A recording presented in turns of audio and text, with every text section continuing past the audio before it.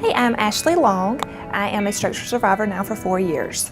Hi, my name is Amy Jones, and I'm a survivor of cardiac arrest. Hi, I'm Claire Blocker. I'm 63 years old, and I have heart disease, and diabetes, and hypertension.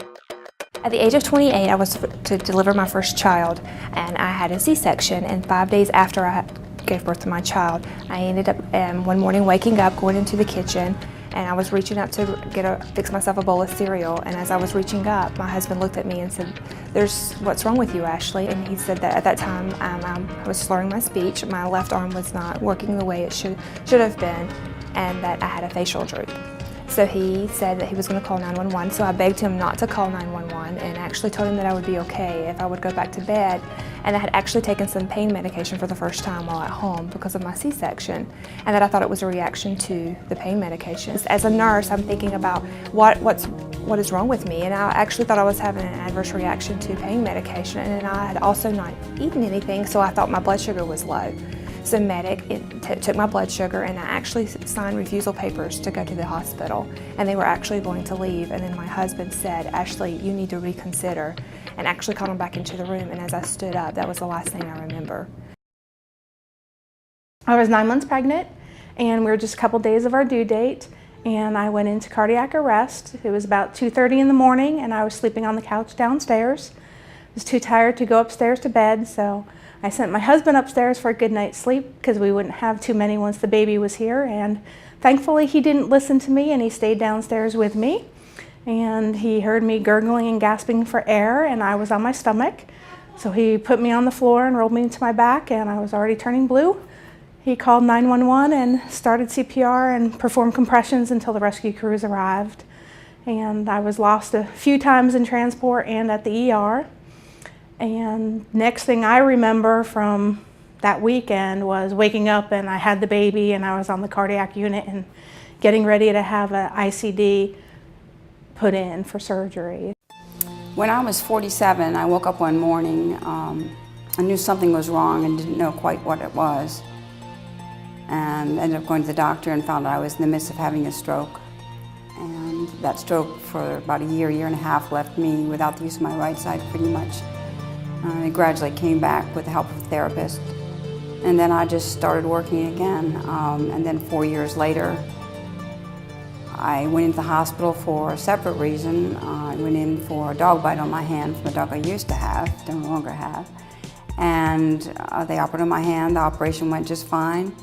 And then 2 days later, they tried to send me home, and I said, "I don't feel right, something's wrong."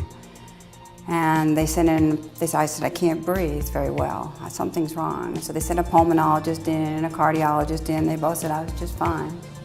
And 2 nights later, let me stay, and then 2 nights later in the hospital, I had a heart attack in the hospital, laying in bed in the middle of the night. And if the nurse hadn't come and given me oxygen, it turns out I probably wouldn't have made it. Because 2 days after that, they did a heart cath, and thinking that they were just going to go and do a stent or an angioplasty, but I had 8 major blockages that were 90 to 95% blocked. I think it really, at a young age also, that they really think, my family and friends got to see that, it's not some older person that can have a stroke or a heart attack, that it can happen even the youngest people, and someone who's in shape, who takes care of themselves, that it can really affect them, and really not postponing things that you should make a priority. Make a date with yourself. Make a date with yourself to take a yoga class, which is really breathing. Make a date with yourself to learn as much about your personal medical issues, whatever they are, whether it's cardiovascular, heart disease, or something else. Make a date with yourself and learn to love yourself. My mother-in-law said when I was recovering from heart disease, and my mother-in-law just turned 90, she's a sweet lady, she said, "Honey, you need to learn to love your heart." And she was right. My life's been changed, just the little things you take for granted. Not that I wasn't negative, but just little things. You never know when your time's up. Just enjoy the moments, and little things happen. Try not to stress. The biggest thing with women is we always take care of everyone else but ourselves. We are always taking care of our husband, our children, our friends, people we work with, our co-workers. We always put everyone before ourselves.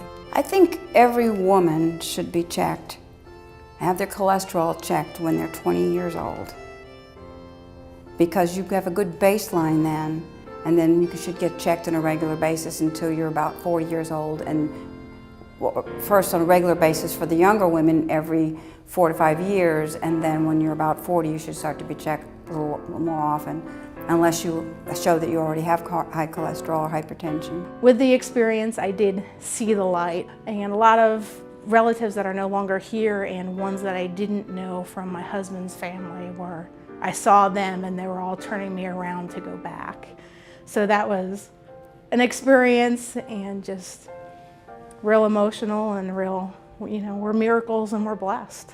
My daughter and I are here to enjoy life. I'm thankful for having another 12 years of life. I'm thankful for having time with my family, seeing my grandchildren grow up, seeing my oldest grandchild graduate from high school and go into college. My husband now, he's wonderful. He was there when this happened. I think of many times that what would have happened if he wouldn't have been there. I probably would have went back to bed and went to sleep. I owe him a lot, and I think he really cherishes every day with me now. And he realizes too that life is short and it could change any moment. American Heart Association does wonderful work.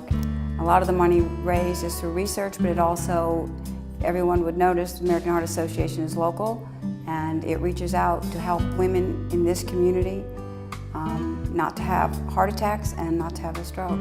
Everyone thinks breast cancer is the biggest killer. It's not. Heart disease is. And the American Heart Association takes it all the way home.